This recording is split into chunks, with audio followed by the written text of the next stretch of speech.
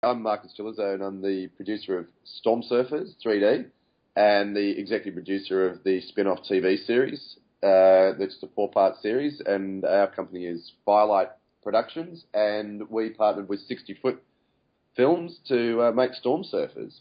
Well, let's start off then. How did you find the 3D Entertainment Summit a few days ago? Did you come out of it positive about the 3D industry, or did you still find that there was quite an underlying uncertainty still? No, I thought the summit was really fun and really interesting, and it was good to see a whole series of panels and speakers who were are ultimately in the main very positive. I think it appears that there's a kind of a natural plateau going on at the moment, with 3D in terms of take-up in homes.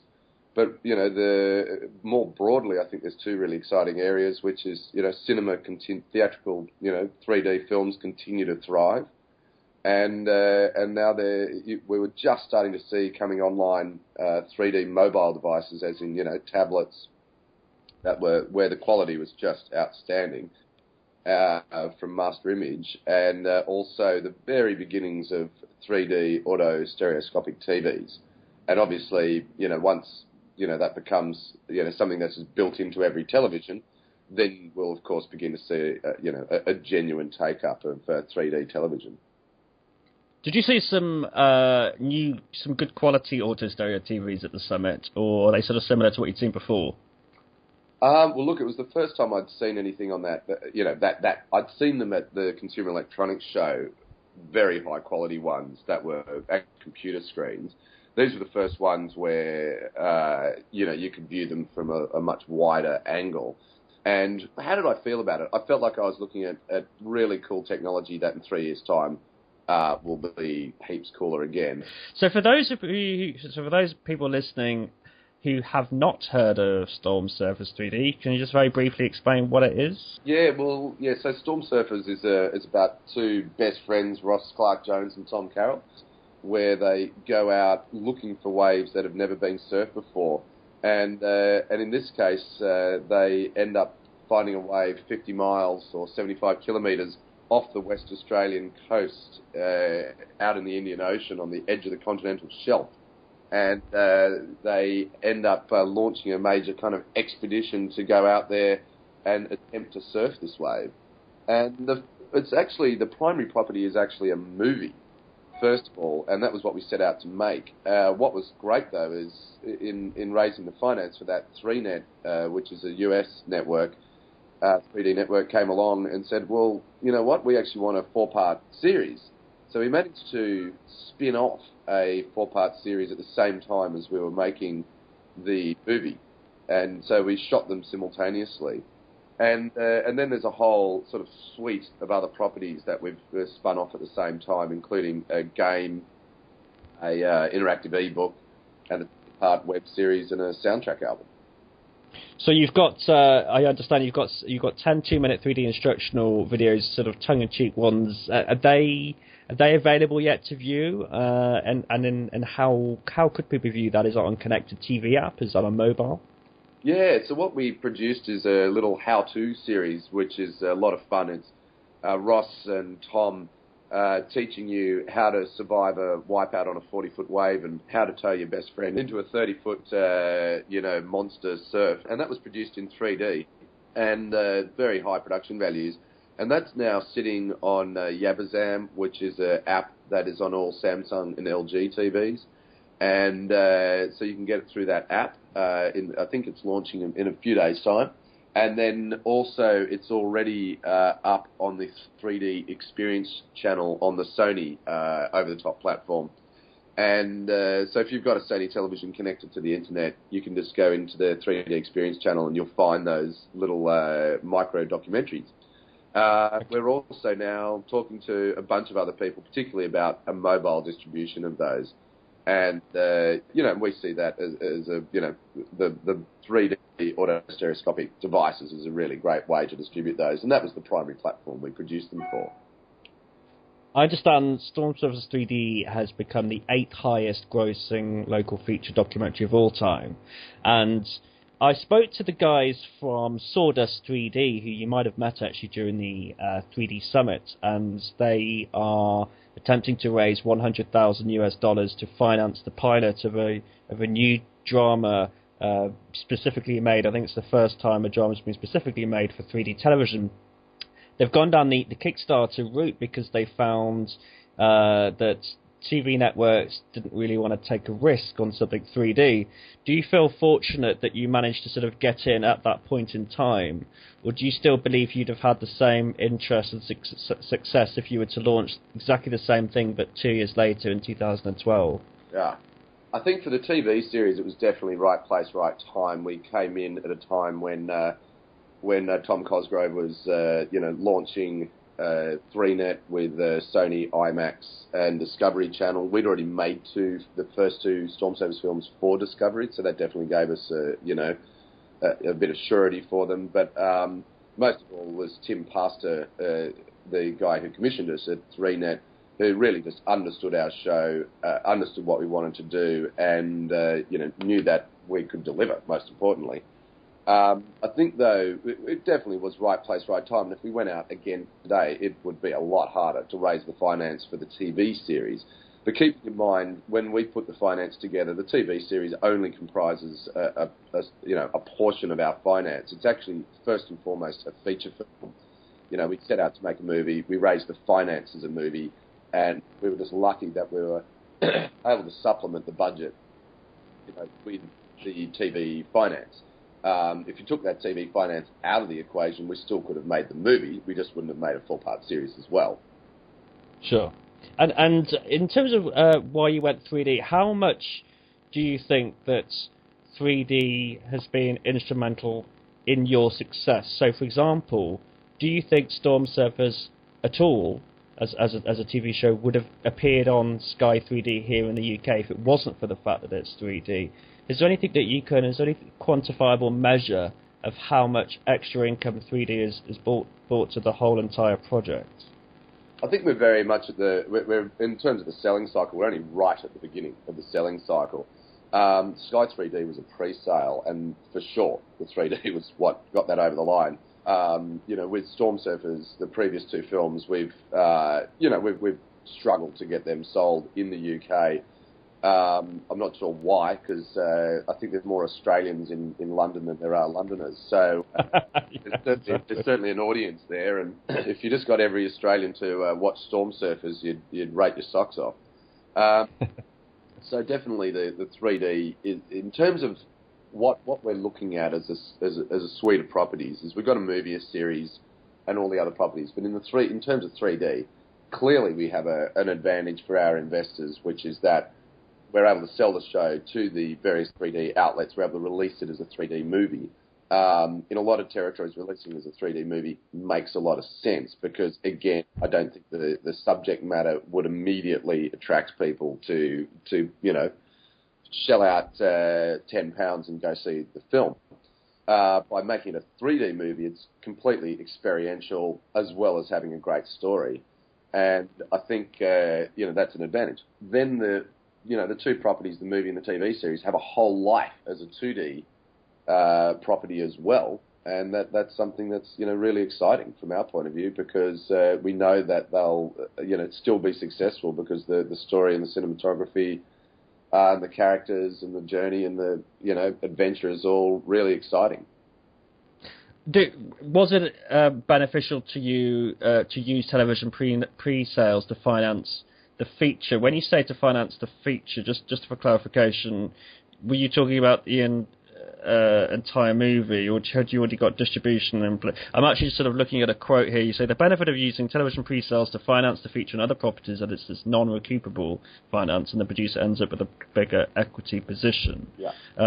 Could you explain that? I'm a little bit confused with that. What's the benefit of pre-sales? Yeah, well, pre-sales with a television network are a license. So they're an investment on the part of the network, but they're not an investment in the property itself. So they make their money back from selling advertising or VOD rights or whatever it might be. But they're not. Then when I go to sell the TV series in other territories or the movie in other territories, they are not a shareholder in that property. Okay. Which So obviously beneficial, because if you've got significant pre-sale finance, then it puts you in a really good position as a producer. Sure. So, I mean, people listening to this, as I said, the Sawdust guys find it difficult to sort of get attention from even 3D networks. Would you be able to offer any investment from Screen Australia, things like kind of using a whole 360 model with your connected TV, your ebooks, your merchandise? Would you say that you should have, like you guys have had Storm Surfers for a while now as just a regular 2D brand? Is there anything you could sort of recommend to listeners if they're interested in getting a 3D show financed or looking at how to replicate some of your success? I think you perhaps have to approach it, in our case, because I can't speak specifically to their project because I don't know it, but we started with a fantastic set of characters and a great story. That was the first thing we started with. When we added to that, big wave surfing, awesome locations, and, oh, by the way, we're going to do it all in 3D, it was a no-brainer.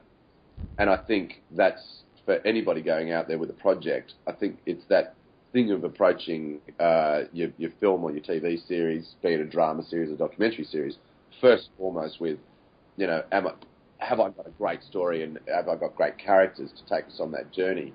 And if you have those two things, then and you have subject matter and locations and environments that lend themselves to 3D, then you're going to be able to raise the finance. It will make sense. Financing a 3D drama series, TV drama costs a lot of money in 2D. It's tough to get a TV drama series up in any territory in 2D on with the existing networks. At the moment, I think to try and finance a TV drama series in 3D, you would first of all go out and just raise the finance as a 2D series, and then find additional budget from 3D networks to be able to shoot in 3D and post-produce in 3D. And presumably you were able to leverage the success of your previous Storm Surfer movies, right? So you'd already had that proof of ability to deliver a project. Yeah. Which I'm guessing you would sort of say is very important. Yeah, totally. We'd already sold the previous two films in over 100 countries. Wow. We had a highly successful, very well refined story world that was highly robust, and we were able to adapt that story world, into a movie which is more autobiographical than the TV shows, because the TV shows are ultimately format shows. But it was a sufficiently robust story world that we were able to adapt it into format TV, and we kind of poured in a little bit of Mythbusters with a little bit of Steve Irwin, and shook it up with a couple of great characters, Ross and Tom, and stuck it out in the middle of the ocean, and we got the Storm Surfers series. And I saw a great. Sorry, come in. Yeah, so I mean, and again, that the series was developed in terms of its format. With we've had a lot of experience ourselves as producers, as Firelight Productions, with making series TV, and also we brought in some highly experienced factual TV producers and writers to help us shape that format up. Just in terms, I saw a fascinating making of Storm Surfers. It was actually an Australian TV series that they should have showed how you put some the cameras on the surfboards, and I think you had to make some bespoke rigs and things like that. I think the readers can go to 3D Focus and read an article about all that. But what's next in terms of Storm Surfers? Presumably you'll be attending MIPCOM this year and looking to sell it to lots of other territories, or is it Red Bull that's doing all this? Can I remember? Is this Red Bull doing your distribution? Yeah, no, we will be attending MIPCOM, which would be great, and Red Bull Media House are handling the rights in Europe, and then ArcLight for the rest of the world. We'll be there, certainly looking for opportunities to sell the TV series. Also, to find that there'll be distributors there, also theatrical distributors for the movie rights. At the moment, the movie is the property that we're first and foremost pushing out there, and then we're kind of windowing it to run the TV series after that. in most cases, but in certain territories it's smarter to go out on TV first. So we're in a fortunate position to have both those properties. And I understand, so. Yeah, and then, in terms of what next, we're definitely planning another Storm Surfers film. But we'll definitely do it in 3D. We'll probably, at the moment, unless someone, steps up and hands us another nice big pre-sale for a TV series, we'll probably do it as a movie, first and foremost. But again, we'll be looking for those pre-sales for the movie with television networks that are 3D. I understand that you get less for 3D content if you're selling 3D shows. Is that right? Because there's less sort of demand that you have to take a cut on your license fees. Well, there's the audience for 3D TV is tiny. I guess the thing here is with 3D television, it's such a nascent market, and there's a lot of issues, in my view, with what happened with the rollout of 3D televisions that has potentially set things back a few years. The biggest one being active glasses, which were just the sillier side. Horrible, yeah. One of those sort of things we'll all look back and go, wow, that'll be a quaint thing you'll see in a design museum. Let's get real here. A pair of glass, you buy a television and then you get hit for another $1,000, 700 pounds, so you can actually watch the 3D with your family. Then the batteries go flat, the dog chews them up, and there goes your 3D experience. And I'd be very interested to know how many families that bought 3D active glasses televisions ended up using them anything more than, once. It's now out there, 42 million 3D sets around the world. Great. But they're spread out across the whole globe. And so I, at the moment, foresee VOD being the key driver for getting people to watch on TVs. For us, okay. Our long-term income is still, first and foremost, the movie. And I guess coming back to the team that were raising finance at the 3D Summit through Kickstarter, I first and foremost going out there and trying to make a 3D movie. Because the great 3D movie is, you've got your 3D theatrical rights, and even if you do, like we've done in Australia, a limited theatrical release, we've done a sort of tour-style exhibition.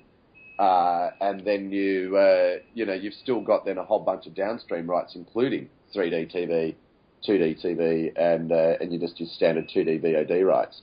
But for 3D, VOD is by far the best way to deliver it. And I think that does require, of course, a high definition pipe going into someone's home, but also the marketing. And one of the things here that's been a little bit missed, perhaps in some is the actual networks that are carrying 3D, letting people even know it exists for televisions. Because certainly in America, a lot of people are not aware that they can actually watch 3D television on their 3D TVs. No, absolutely. When you're selling a show like Storm Surfers, though, do you sell 3D rights as a separate right? Because obviously, if you're selling something that's 3D encoded automatically, you get the 2D version anyway. Is that a separate right, like you sell mobile rights kind of thing? Yeah, absolutely. Yeah, you've got to separate out the rights because, as you rightly pointed out, the license fees aren't high enough for them to then scoop up 2D rights as well. And also, in many cases, these networks don't necessarily have a 2D channel that's suitable. So sure. You'd actually be, end up with your rights stuck, if you like. Okay. And with regard to the, for example, the instructional videos and your online activity, presumably these will be free for a market. Would they be used for marketing Storm Surfers, or do you actually be charging for any downloads? No, it's actually interesting. They're non-exclusive, and we use them for both purposes depending on the market. So our attitude with them is to get them out as far and wide as possible, and on the Abazam we're charging for them. We're talking, to a couple other people who've got the mobile, who are, about to roll out on mobile devices, and definitely, we charge on those. But on the 3D Experience channel, they're available for free, but they're a marketing tool to drive people back to the website so we can sell most specifically the game and the ebook, which are available for tablets and mobile phones.